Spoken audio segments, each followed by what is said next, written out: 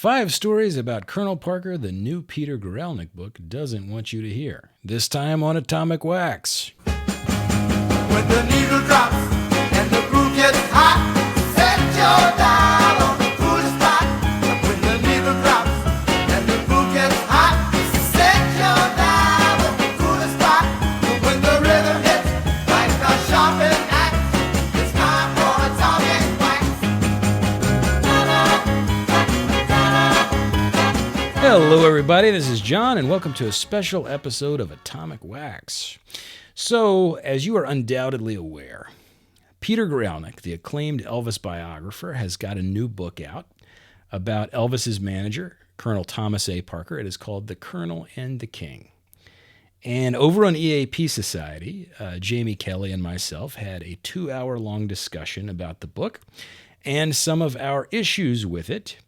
And if you thought I was done talking about this book after 2 hours, oh boy, you are sorely mistaken. So today, in the spirit of getting a little bit more into the particulars, I thought it'd be a good idea to do an episode called 5 Stories Peter Guralnick's The Colonel and the King Does Not Want You to Know. All right, let's get into it here. Why not? I'm dressed in my Hawaiian shirt, Colonel Parker appropriate attire that I wore especially for the occasion. And there's a lot of places we could start with stories that are either left out or elided or I feel misrepresented in some way. We could start in the early days with Colonel Parker's days in the carnival, the stories that he himself told people about painting sparrows yellow and selling them as canaries. Or one of his favorite grifts was he would sell foot-long hot dogs that were not actually foot-long hot dogs. It was a regular hot dog cut in half, one end placed at both ends of the bun, the middle was filled with condiments, sold as a foot long, and if the customers ever came back and complained saying, "Hey, I didn't get enough hot dog," Parker had strategically placed a middle section of a hot dog beneath the front of his booth that he could then discover when looking around to try to figure out what had happened to this poor customer and say, "Hey, you just dropped your part of the hot dog. Sorry, pal, guess you'll have to buy another one." So we're not going to talk about any of that. There's lots of early grifty stories that, may have scant basis in fact, but that Parker liked to tell about his own early days. And we're going to start directly with the Elvis stuff that we have fairly well documented. Let's start with the Hank Snow story.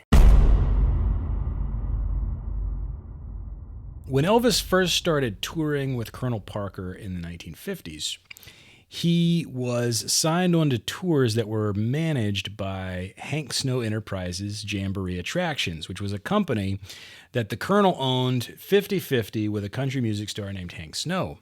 So first, let's read how Peter covers this story, and then we're going to tell you why there's a lot more to the story than what you get in The Colonel and the King. So, Guralnick writes, but he still had the problem of his partnership with Hank Snow. He had been growing increasingly disenchanted with Snow, who, for all their success together, simply had too inflated a view of himself to permit any meaningful collaboration.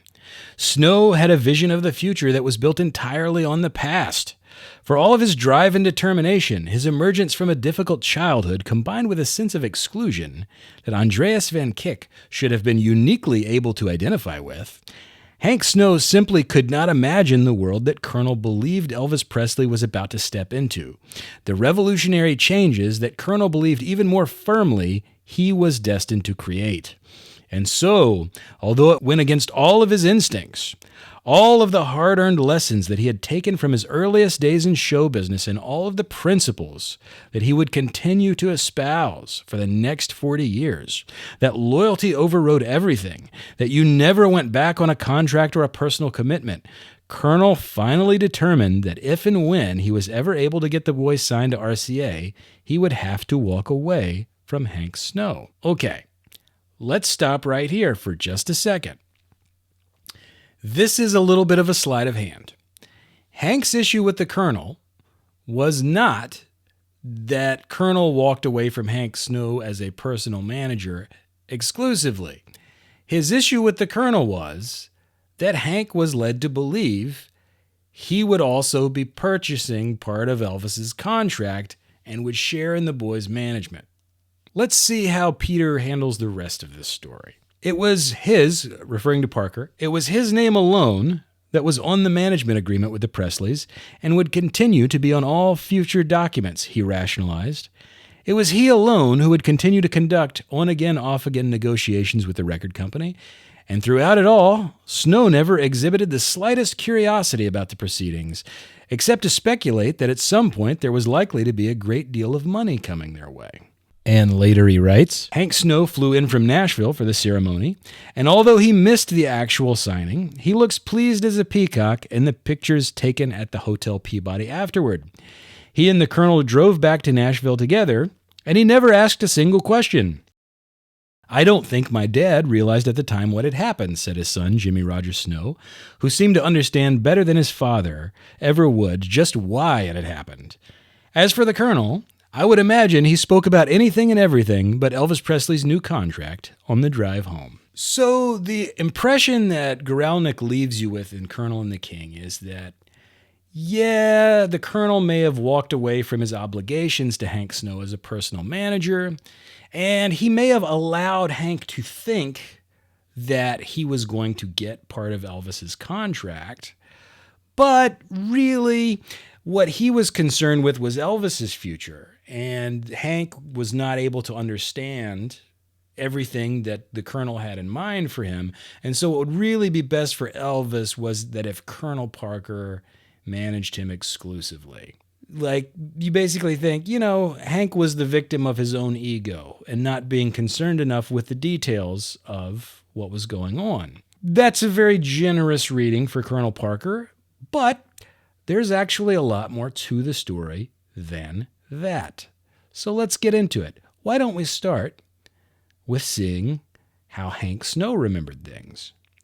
In his autobiography, Hank Snow writes, Elvis continued to have a tremendous impact on the audience, and as we discussed the situation, Parker strongly suggested on several occasions that we should get Elvis signed to our agency. Parker was now aware that Elvis and I had become close friends, and that Elvis had faith in me, not only respecting me as an artist, but liking me as a person.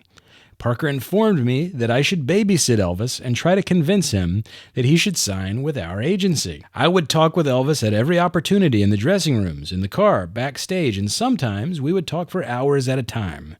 I didn't try to force him to sign with us, but I told him from time to time that I thought he had a great future under the proper guidance. Also, I mentioned that Eddie Arnold had enjoyed much success under the guidance of Tom Parker, and I firmly believe that if he signed with our agency, we could be a great asset to his future. I talked about things that we had in mind for him, such as television, radio, and movies. Even if we accept that Hank is slightly inflating the hours with which he talked to Elvis, he was told by Parker that they should sign him to their agency and that he should do whatever he could to convince Elvis, and Hank made an effort to do this. He continues, about this time, I headlined a promotional tour with a huge package of Grand Ole Opry entertainers, financed and promoted by RCA Victor. We played 14 major cities in the United States. I mentioned and promoted Elvis everywhere I went. I constantly gave him a tremendous build-up during all my personal appearances, as well as on my radio and television interviews. I was always trying to familiarize people with our new protege, Elvis Presley. Now, I want to point out that on this point of Hank using his platform to promote Elvis, Colonel Parker actually backs Hank up in one of the letters that Guralnick has at the end of The Colonel and the King. Colonel Parker writes this to Sam Weisbord of the William Morris Agency.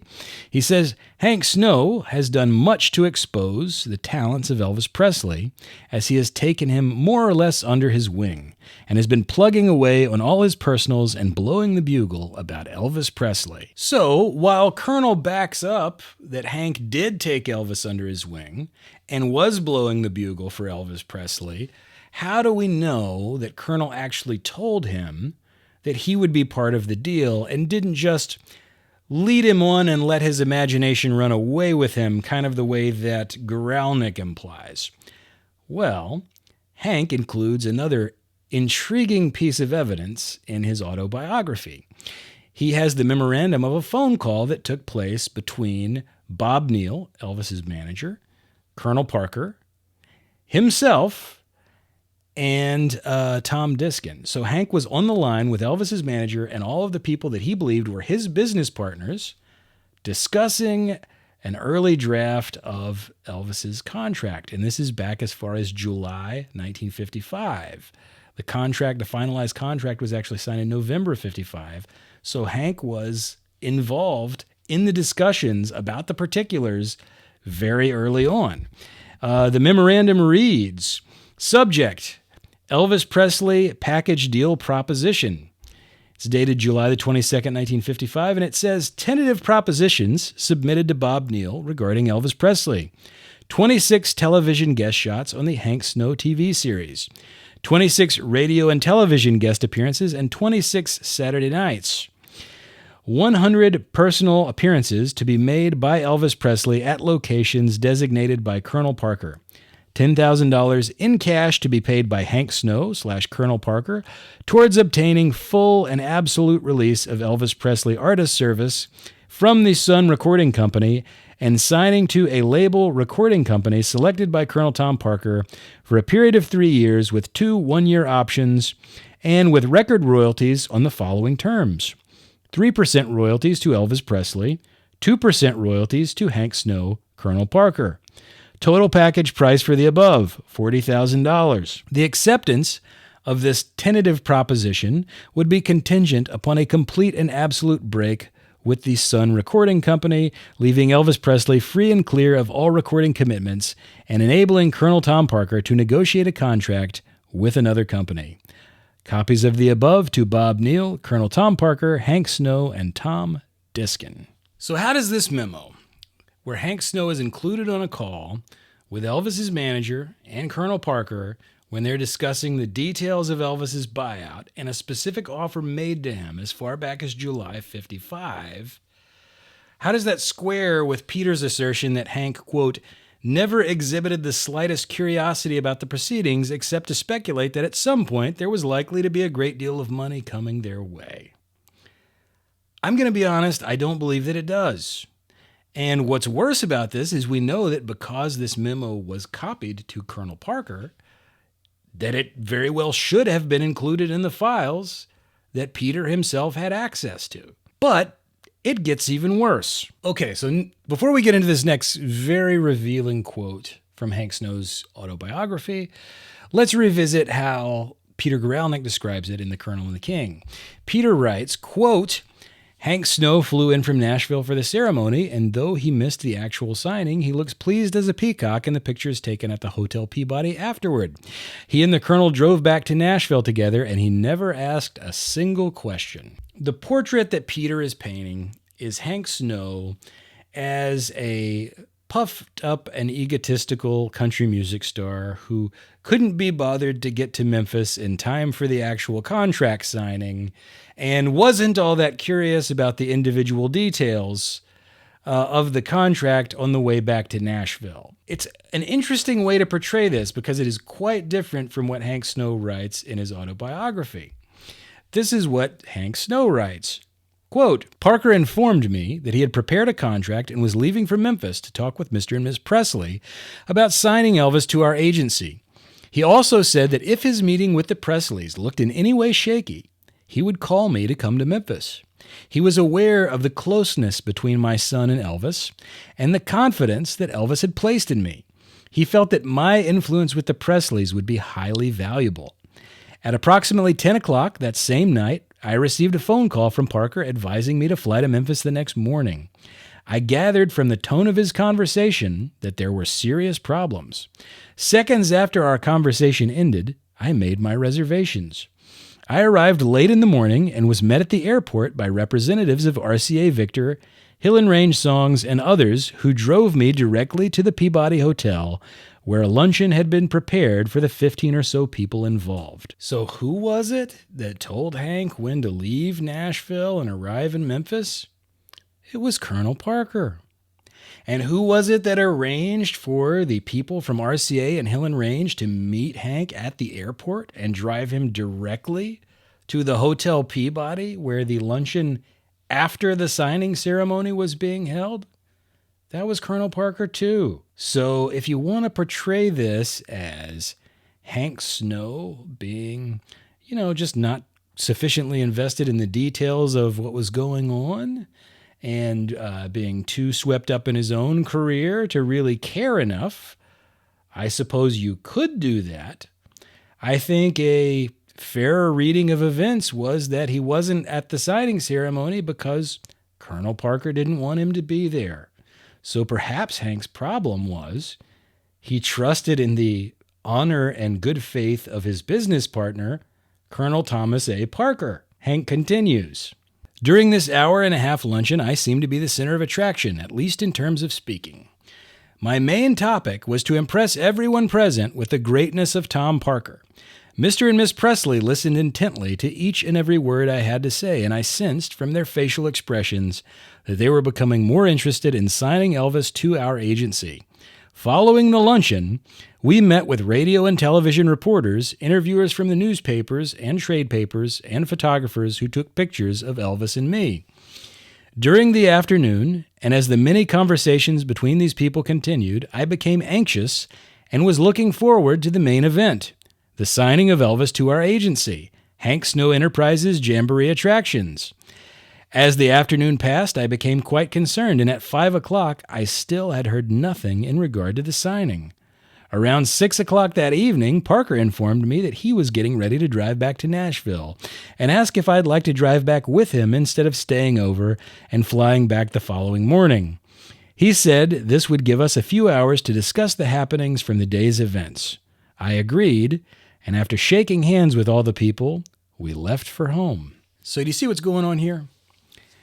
Hank Snow has been led to believe by Colonel Parker that he's there to persuade Vernon and Gladys to sign Elvis to their agency for personal management purposes, when in fact they had already signed with Colonel Parker at the signing ceremony that was at Sun Records when Elvis signed his RCA contract earlier that day.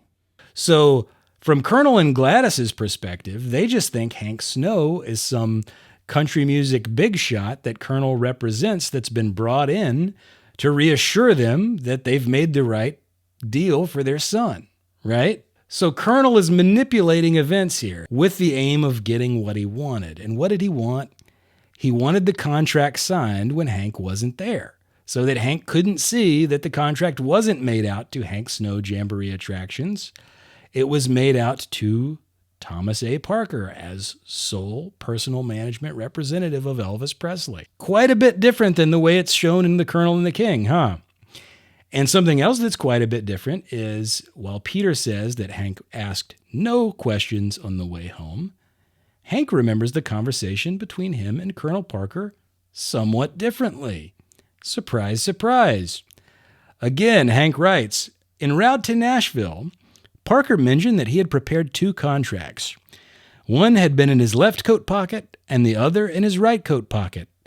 If the Presleys had shown any signs of refusal on the first contract, which I presumed was pretty strong, he had another contract ready. Which one he produced, he said, would depend on their reaction during negotiations. Parker said they signed the first contract, and there was no doubt in my mind that someday we could retire on the setup with Elvis. So it turns out they actually did discuss Elvis's contract on the way back to Nashville.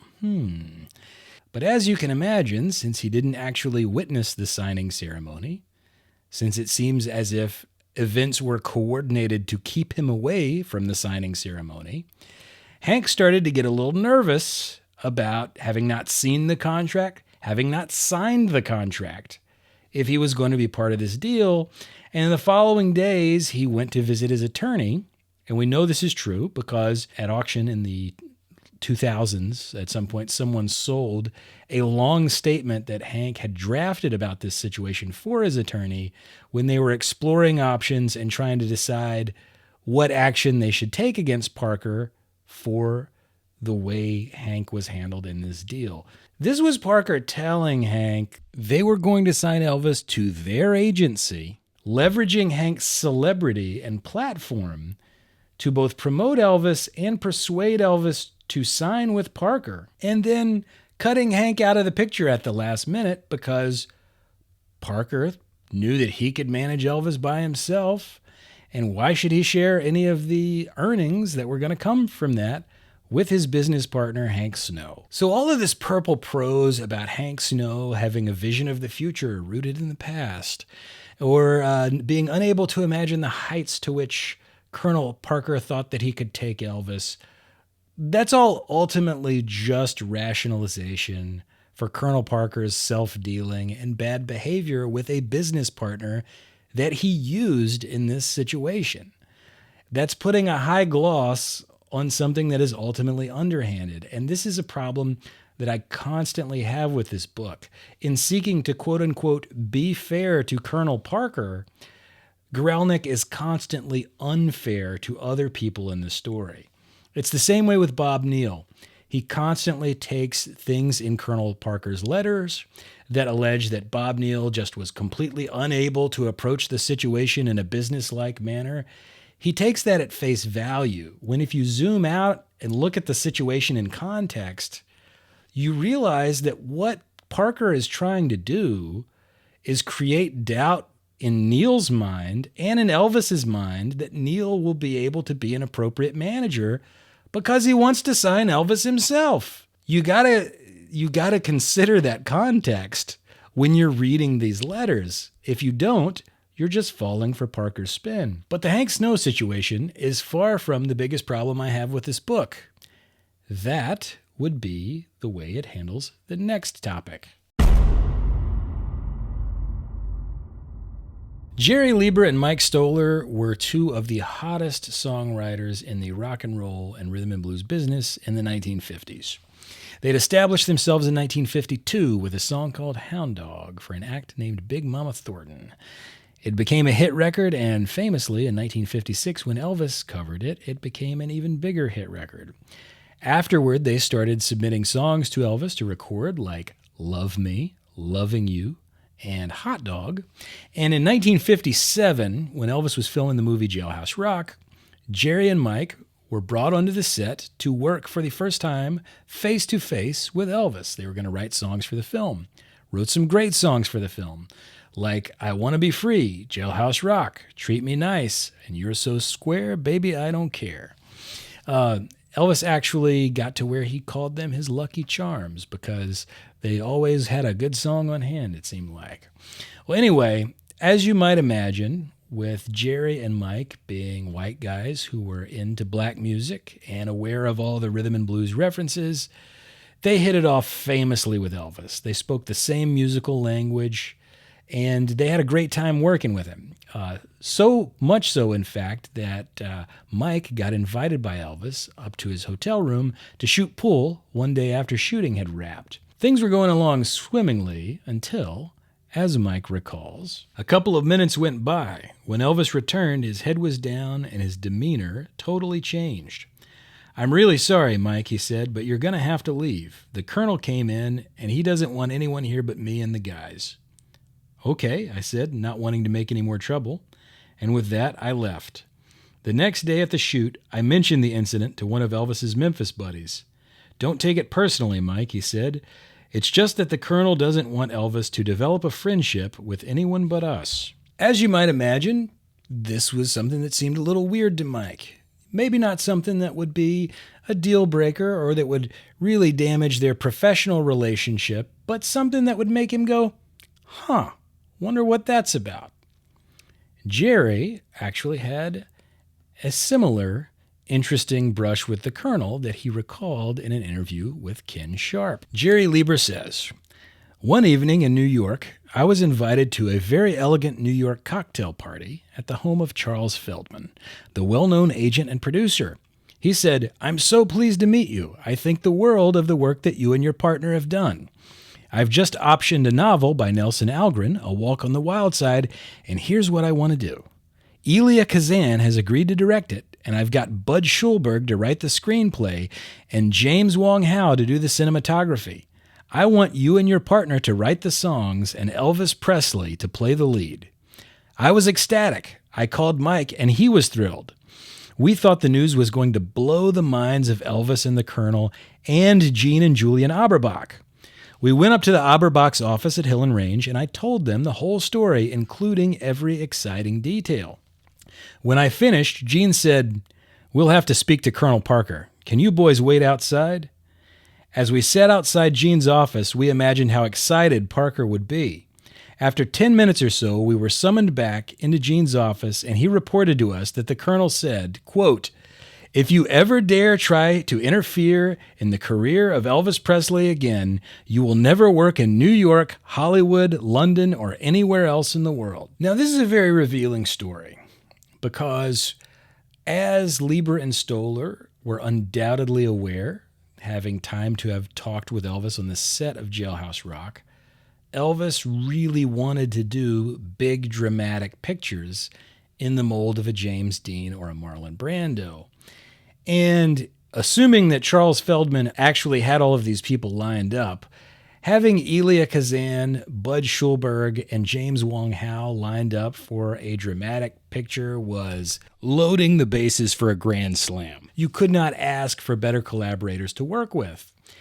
And instead of being grateful for the opportunity and jumping at it, Colonel Parker threatens to run him out of the business if they ever try to interfere with Elvis's career again.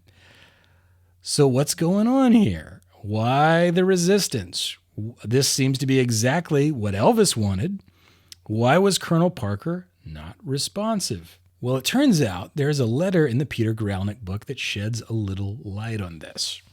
Around this same time, after Jailhouse Rock had wrapped, the Colonel had written a letter to Mr. Abe Lastfogel of the William Morris Agency. Quote, "Regarding the story Wallace has in mind, I believe we must have some idea of what it is and if Elvis will feel like doing the type of picture Wallace is planning. I know he is not at all interested in doing a repeat of the type of pictures we have just made. All three of them are somehow of the same order with the second picture." He's referring to Loving You here. "Somewhat better, and the third, Jailhouse Rock, a pretty good acting part in this type story. I can't understand the thinking of any studio to want to keep on this same idea." So what is Parker talking about here with all of the pictures being somewhat on the same order of the second picture and not really wanting to repeat the same idea? I think it makes sense if you interpret it to mean that the last three pictures portrayed Elvis as a rebel, a juvenile delinquent, or a hoodlum, if you will. And we know that the next idea that Hal Wallace would pitch was A Stone for Danny Fisher or King Creole, which was very much in that same vein, and that was not what Parker wanted Elvis to do. Colonel preferred that Elvis be recast as a family entertainer who made pictures that parents would feel safe bringing the whole family to. And the economic logic is easy to understand because if you're making these dramatic pictures, you might sell tickets to teenagers on dates, maybe 2 at a time, or to lonely film goers who just want to see this new interesting persona 1 at a time. But if you can sell to families, you not only sell a ticket to mom and dad, but the 4 kids and their friends down the street. So you're selling 8, 10 tickets a shot, easy. When Leiber and Stoller bring something that seems very much like what Elvis wants to do, rather than like what Parker preferred him to be doing, he had to put a stop to that. But that's not even the worst thing that happened between Leiber and Stoller and Colonel Tom Parker. That would happen sometime after their association on Jailhouse Rock. In the meantime, Elvis had approached Jerry and Mike about writing him a nice ballad. He really liked Love Me and Loving You that they had written. He wanted another one of those beautiful ballads to sink his teeth into. And they returned with the song Don't, a very beautiful ballad, fit the bill. Elvis loved it, sang the heck out of it. It became a huge hit record. But they got bawled out by Colonel Parker again because they had brought this song to Elvis directly. He'd asked them for the song. They brought it straight to him. That was a big no-no in Colonel's book. One of the things he always pressed on Elvis is you never accept songs from outside artists. You always make them submit it through Hill and Range so that they could make sure that they got their 1/3 cut of the publishing before Elvis recorded the song.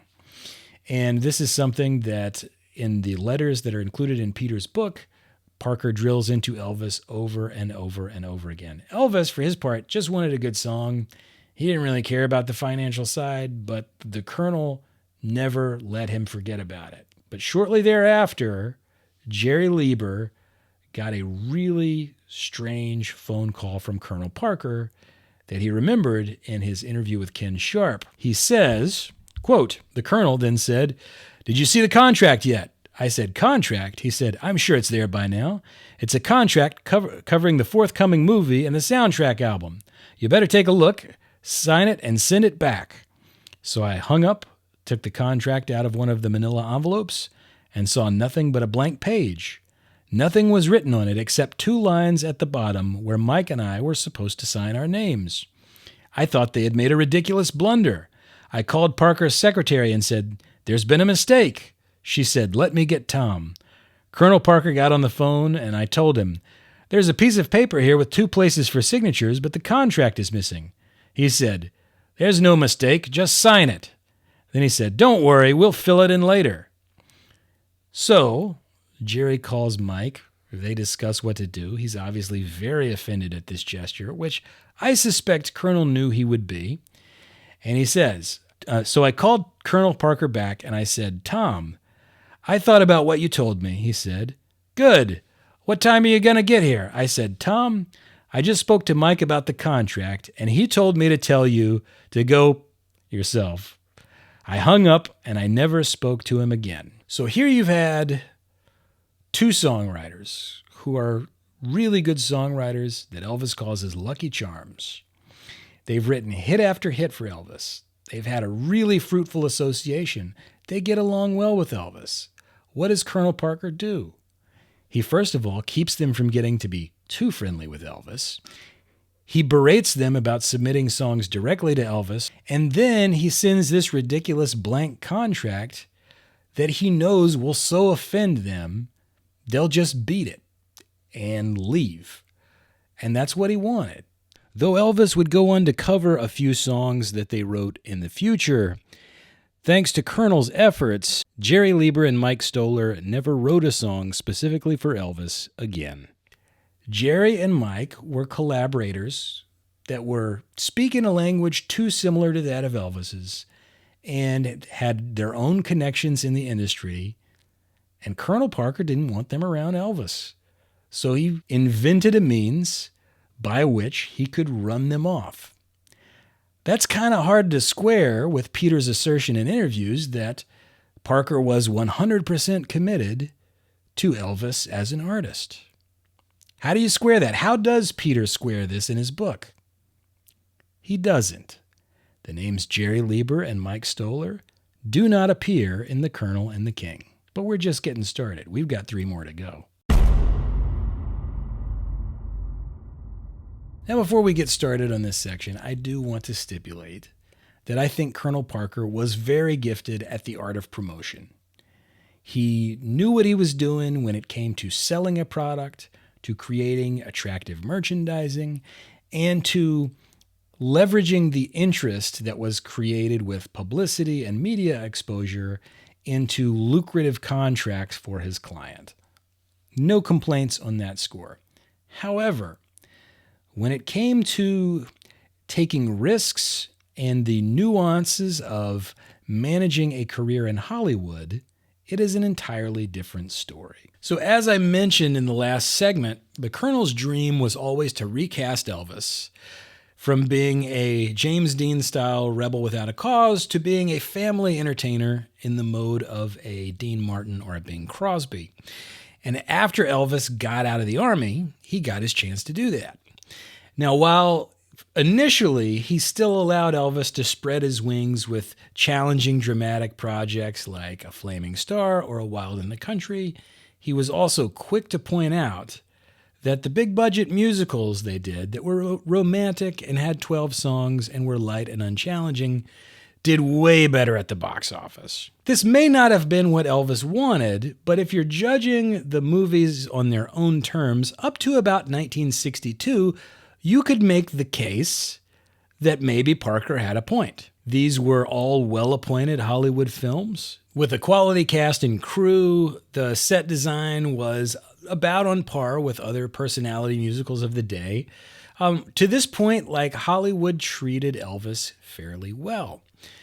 Now, things start to get a little weird in 1963, starting around the production of Viva Las Vegas, which is arguably the best of all of the Hollywood formula musicals. And first, we're going to look at how Peter Guralnick covers this in The Colonel and the King. And then we're going to talk about some context that maybe doesn't look so positive for the Colonel that he leaves out. So after he waxes poetic about how amazing he finds the scene in Viva Las Vegas where Elvis sings the song, "I Need Somebody to Lean On," and it is a great scene, Peter writes, quote, "But that was a rare, if not unique, movie moment. And I think even Colonel realized that his artist could use more of a challenge. They both could. But somehow his inner voice, the extraordinary intuition that had always served him so well, failed him now. Maybe it was the pressure of keeping up the almost unstoppable march of success. Maybe it was nothing more than the enveloping comfort of that success. But he was simply unable to come up with a sufficiently engaging solution for them both. Colonel tried to break the all-too predictable cycle when he canceled the second MGM movie of 1962 in anticipation of a 43-city tour that he believed RCA had signed on to, but then when that fell through, they went on to make Fun in Acapulco, shot entirely in Hollywood at Colonel's insistence for Hal Wallace. This is a very unique way to skirt what actually happened around the time of Viva Las Vegas. It's almost gobsmacking, as a matter of fact. He says that even Colonel realized they needed more of a challenge and that his intuition failed him. Then he goes back in time to talk about this 1962 tour that he had tried to arrange with RCA and that fell through. Viva Las Vegas, obviously shot in 1963. Here's why I find this a highly deceptive way to frame this. The production of Viva Las Vegas was marked by constant complaints from Colonel Parker throughout the duration of its filming. He complained that Anne Margaret, Elvis's co-star, was getting too much attention from the director. He got their number of duets cut from 3 to 1 in the film. And he constantly complained that the film was going over budget. And the reason was because that in addition to Elvis's initial $500,000 salary, after the film had recouped its revenue, he and Elvis would get 50% of the profits. So as the film went over budget, Colonel interpreted that as his money disappearing. Let's see what a more thorough writer than the Peter Guralnick of The Colonel and the King, namely the Peter Guralnick of Careless Love, had to say about this. In Careless Love, he writes, "What galled him most was the disregard for the bottom line. No Elvis Presley picture had ever been budgeted at more than $2.5 million in production cost, and his and Elvis's profit participation began only after all post-production costs, roughly twice the production budget, had been recouped as well. But in this case, for the first time, they were going well over budget, and Parker realized that he had no protection against the rising costs. No matter how successful the picture was, their share was necessarily going to be diminished by all the unnecessary frills and fancy production numbers that would not add a penny to the box office and that Hal Wallace would have known how to strictly control." So you might ask, what's the big deal? So Peter didn't include Colonel complaining about the production cost overruns in Viva Las Vegas in his new book about the Colonel. Why is that problematic? The problem I have is with the way that he frames this. He says that he thinks that Colonel realized that Elvis needed more of a challenge, but that, quote, Colonel was simply unable to come up with a sufficiently engaging solution for them both.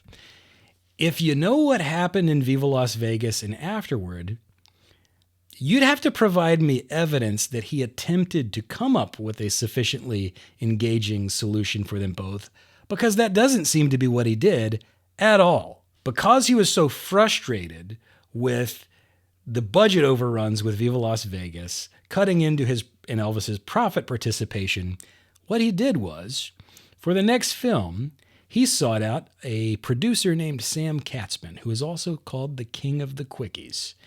Katzman was famous for making films super quickly and cheaply, and turning out drive-in fare that would have a great poster, but would be a schlocky movie that was decidedly low budget. And that is what Colonel signed Elvis up for after Viva Las Vegas with Kissin' Cousins, because he knew that his profits would be protected. So instead of seeking a project that was sufficiently engaging and would challenge Elvis creatively, what Colonel actually did was find the guy who could make a film as cheaply and quickly as possible so that he and Elvis would get the biggest payday out of it, despite the fact that what they turned out was schlock. And there were scenes where Elvis's stunt double is used, and he is very clearly not Elvis. This displeased Elvis to no end, but the way Katzman worked, you couldn't redo it. And it would be bad enough if Kissin' Cousins was the only time that Colonel sought out a cheap and quick film that traded on Elvis's celebrity, and only Elvis's celebrity. But with very few exceptions, between 63 and 67, that seemed to be the only type of film Colonel was interested in pursuing for Elvis. He did this notably with cheapies like Tickle Me, Paradise Hawaiian Style, Harem Scarum, and Clam Bake. As a matter of fact, when they were making Girl Happy, the producer, Joe Pasternak, who knows a thing or two about making films, took Colonel aside and spoke to him about the folly of this method of making films. Elena Nash records in her book about the Colonel, when Joe Pasternak made the first of his two Elvis pictures, Girl Happy, both shot in 32 days, the producer took Colonel aside and said, "Look, you can't make a picture where the star takes 70 to 80% of the costs." Parker was resolute. He said, "I'm sending you Elvis Presley." He didn't want to boost the price up, but he wouldn't budge on Elvis, and he'd want to save on everything else. That everything else being co-stars, sets, crew, quality of the production. Willing to sacrifice that, Colonel's decision to pursue these cheap films was eventually noticed by the audience. It worked a couple of times, but each and every time they would do it, the results would be lesser and lesser and lesser. And what happened was he created a great deal of damage to Elvis's brand as a film star with this strategy, because the audience started to associate Elvis with bad movies, to the point where in 1967, when Colonel was shopping around another film, he was having trouble getting the price that he was asking for Elvis Presley, because the people just weren't showing up at the box office. I think this kind of needs to be included in the book, Peter. It seems egregious to leave this out if you want a fair and complex accounting of the Colonel and not apologia. Because Colonel Parker basically, it's not fair to say single-handedly, but takes a majority interest in crashing and destroying Elvis's film career for good. Now, in later 67 and 68, they start making more expensive productions, trying to get back into the swing of things, but the damage had been done. The brand damage that was done at this point in Elvis's career is something that still lingers on to this very day. And let's not neglect to include an interesting sidebar to this. Viva Las Vegas would go on to become Elvis's highest grossing film ever, even surpassing Blue Hawaii, and Colonel and Elvis would make more out of that than they would any of the cheapies that Colonel pursued in its wake. So it turns out that spending a little money on the quality of a film actually pays off, and it is better for your artist to have a Viva Las Vegas at the box office than a Kissin' Cousins. To his credit, Peter Guralnick does discuss Elvis's 1973 contract with RCA when he sells his back catalog to them and re-ups. And he does discuss this as an egregious lapse with the Colonel because, as we know, the Colonel actually wound up making more out of that deal than Elvis did, $6 million to Elvis's $4.5 million. And Peter notes that this is sort of a shift, but he neglects to talk about Boxcar Enterprises, which would show that rather than being a one-time lapse in Colonel's judgment, Colonel getting the better part of the deals was kind of the order of the day in the 70s. So let's talk a little about Boxcar. Boxcar Enterprises was a company that was created to handle all of Elvis's merchandising. All of the posters, all of the concert programs, all of the little knickknacks that were sold at concert venues were created by Boxcar. And what's unique about this is the way the contract was structured. Alana Nash talks about this in her book about the Colonel. She writes, quote, Boxcar would become the sole entity through which Presley's commercial rights were marketed, but the stock split was distinctly loaded toward the Colonel and his friends, who made up the board of directors and the first officers of the corporation. Of the 500 shares issued, Parker owned 200, or 40% of the company, with Elvis, Tom Diskin, Freddie Benstock, and George Parkhill, who was leaving RCA to work for the Colonel, each receiving 75 shares, or 15% control. So if you add up all of the shares owned by Colonel and his cronies, they owned 85% of Boxcar, with Colonel himself owning 40% of the company, and Elvis just owned 15%. Nash continues. The salaries were also similarly skewed. At the outset, the Colonel paid himself $27,650 a year, while Elvis received $2,750. Tom Diskin and George Parkhill earned $4,750 each for 1974, though by 1976 the salaries would fluctuate wildly, with Parker earning $36,000, Diskin earning $46,448, and Elvis $10,500. Just why the star received so little of the company built on his legend was never explained. Boxcar might be understood by the public as Elvis's company that handles his merchandising, but really we can see through the finances that it helped Colonel Parker and his associates a lot more than it ever helped Elvis. As a matter of fact, Elvis probably would have gotten a better deal just taking a licensing fee from an outside company. This gets even worse because in 1974, Colonel Parker came up with this idea for an album to be released through Boxcar. This album was called Having Fun with Elvis on Stage, and it was packaged to look like a live concert album.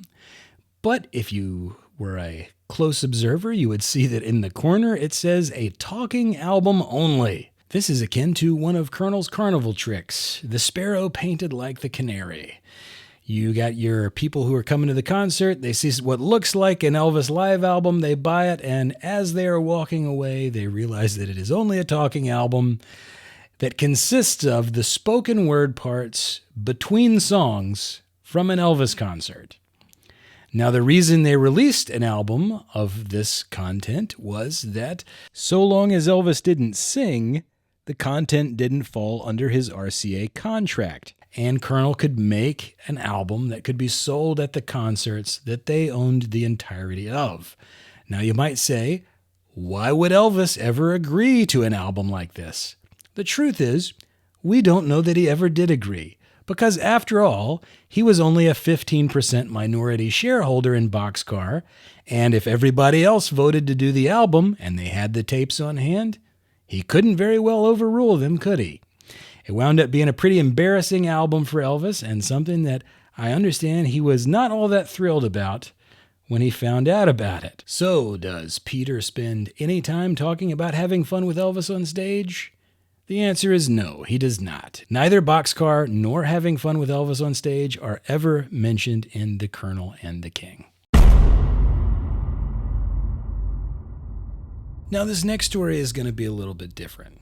To this point, I have talked about stories that are either neglected or presented in a way in The Colonel and the King that gives an overly rosy interpretation of the Colonel and his motivations.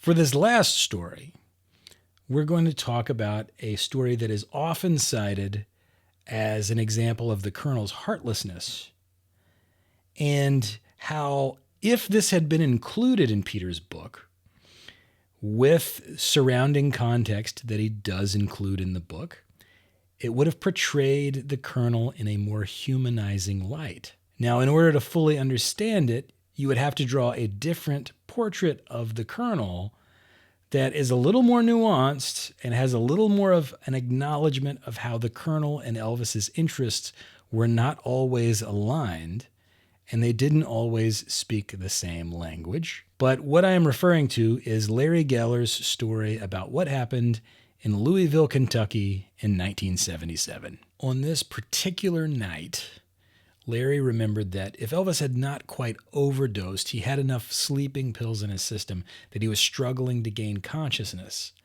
And they had a performance that night, and it was getting to be a pretty dire situation. Dr. Nick had been called in, and Colonel Parker did something that was very rare for him, which was he actually came to Elvis's room to see what was going on. He usually made a point of not interfering in Elvis's personal life, but on this particular night, he didn't feel that that was an option. Alana Nash describes the situation in her book about the Colonel. The Colonel opened the door to a devastating sight. Elvis, semi-conscious and moaning, with Dr. Nick working frantically to revive him, kneeling at his bedside, dunking the singer's head into a bucket of ice water. So Colonel then brushes by Larry Geller, who's standing in the doorway, is told not to let Colonel back there. Colonel goes in anyway, and he's devastated by what he sees, and on the way out, he shouts at Larry, "You listen to me," Parker shouted, stabbing the air with his cane. "The only thing that's important is that he's on that stage tonight. Nothing else matters." Now, this was famously portrayed in the Austin Butler Baz Luhrmann film, and is often seen as the Colonel just not really caring about Elvis personally and not being interested enough to get involved with the situation with Elvis's drug abuse before it became, frankly, unmanageable. But Peter includes the story of a different conversation that had happened the year before between Colonel and his wife, Loanne, that I think really sheds some light on Colonel's reaction and his feelings about the matter. In Hartford, Connecticut, Elvis had had a pretty bad performance, and Colonel had tried to talk to him afterward, and Peter includes the story of that, and I would like to read it here. He writes, "On July 28, 1976, after a desultory performance in Hartford, Connecticut, Colonel went backstage to talk to Elvis about the show, but upon returning to the hotel, he told Loanne that Elvis had been too groggy to respond. 'What can I do?' he said to her despairingly, as if she might actually have an answer. 'The real Elvis,' he said, his words were practically embedded in her memory, 'is sharp and clever, but the person I saw tonight didn't even recognize me. No one knows how much I miss the real Elvis. If only I knew how to bring him back. I miss my friend so much.' And then he started crying. He seemed unable to control himself, and the tears came pouring down." So that's a pretty moving little story. And I think what you have to understand is the Colonel saw the world through business. There are winners and there are losers. There are people with the upper hand and those who get taken. And he understood success in terms of money. And that was his language. He talked about the professional side of things, and he mostly made an agreement to stay out of Elvis's personal life. Elvis, on the other hand, was almost entirely personal. His artwork was his personal life. He was about self-expression, about wanting to do creative things that would allow him to explore and discover himself. And Elvis and the Colonel were often at cross purposes because of this misalignment. The Colonel wanted to do projects that would make Elvis a lot of money, which he saw as representing Elvis's interest. But Elvis was interested in projects that would give him the avenue to explore self-expression. Stuff like Flaming Stars, these big dramatic roles that were maybe not as lucrative, but that were very rewarding for him personally. And so because their interests were often misaligned, you would wind up with Elvis often feeling starved of creative oxygen because of the decisions of Colonel Parker, and the Colonel being completely unable to reach Elvis when he retreated inside of himself because he just didn't understand that side of things. They just got to the point in the 70s where they couldn't talk to each other at all, with very tragic results.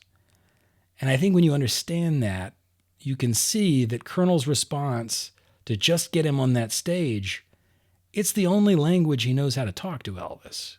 Professionalism, his career. It's a very sad story, very tragic story. And it's one that, even if the facts are wrong in the Baz Luhrmann film, I think is reasonably well captured in that movie. And I want to end this with a little quote from Billy Smith, where he was talking about how Elvis saw Colonel and how that relationship unfolded. In Revelations from the Memphis Mafia by Alana Nash, Billy Smith says, Elvis looked at the Colonel like he was a mentor, and the teacher is always smartest and always right. So consequently, Elvis trusted the Colonel with money and with the ability to make the right business decisions for him. And Elvis didn't want to be a businessman, and he didn't think he had to be because he respected the Colonel. Now we know he should have learned more about the business. Not until his final few years did Elvis really break down and realize what was happening. But even then, he had such a loyalty to the Colonel that he let it go on just like it was. There is an interesting and tragic story about this disconnect between Elvis and Colonel Parker, about the tension between the show and the cell, as Baz Luhrmann calls it. It's a tragedy that Peter, in his desire to see Colonel treated fairly, to see him treated as a three-dimensional human being, has actually sanitized him to the point that the story is less interesting than it should be. And I don't mean to criticize Peter too much.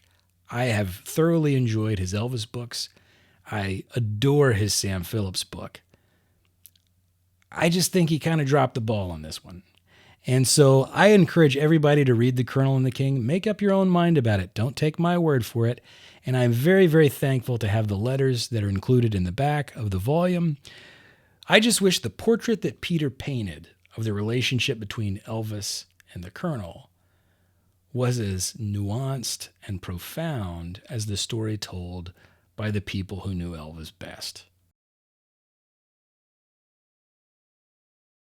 Anyway, I hope you guys have enjoyed this little exploration of The Colonel and the King. Again, I encourage everybody to buy this book. Make up your mind for yourself. It is a worthy volume to have, if only for the letters that are contained in the back. A rare glimpse into the correspondence between Elvis and his manager. So if you're an Elvis fan, if you're into Elvis history, you're still going to want to have this, even if I'm a little disappointed in the narrative itself. This has been Atomic Wax. If you want to support the show, please like, share, comment, subscribe. And if you really want to support the show, go over to ko-fi.com, ko-fi.com/Atomic Wax Podcast, and become an Atom Gang member. Atom Gang members get bonus videos every month, a little extra thank you for the people who support the channel and that extend the topics that we talk about. Because this is a special episode, this one is not going to have any bonus videos, but Our other videos from the month and our all of our previous bonus videos are up there, available for you for the low cost of $3.99 a month. And I greatly appreciate it, and it keeps this channel going. So, as always, guys, until next time, this is John, and I will catch you on the flip side.